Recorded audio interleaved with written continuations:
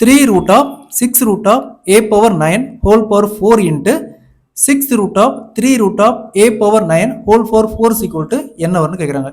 So சிம்பிளிஃபிகேஷன்ல இந்த மாடல்ல some கொடுத்தாங்களா, ஃபர்ஸ்ட் இந்த ரூட் கொடுக்குற வேல்யூ பாருங்க a பவர் 9 இன்ட் இங்க பாருங்க 6 ரூட் இருக்குது, அதுக்கு 1 வகுத்தல் 6.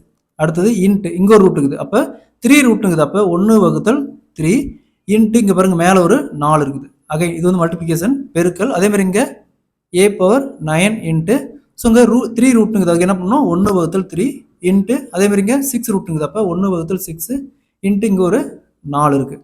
ஸோ நெக்ஸ்ட்டு a பவர் பவரில் பாருங்கள் 9 இருக்குது, இங்கே கீழே 3 இருக்குது, அப்போ கேன்சல் பண்ணோமா 3ஆல் 9 3.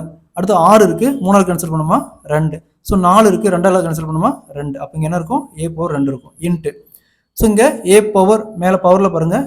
ஸோ இதேமாரி இங்கே 3ஆல் கேன்சல் பண்ணுமா 3 9, அதேமாதிரி 6 3ஆல் கேன்சல் பண்ண 2. ஸோ இங்கே 4 இருக்குது, 4 2ஆல் கேன்சல் பண்ணுமா 2. இங்கே என்ன இருக்கும் a பவர் 2 இருக்கும்.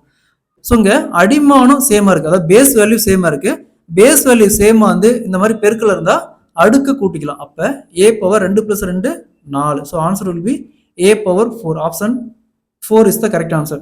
ஸோ அதே மாதிரி இந்த சம் பாருங்க 2 root of 3 root of x power 6 whole power 5 4 root of 3 root of x power 12 whole power -5 equal to என்ன வரும்னு கேட்குறாங்க. இந்த சம்ம சால்வ் பண்ணி ஆன்சரை கமெண்ட்ல போடுங்க.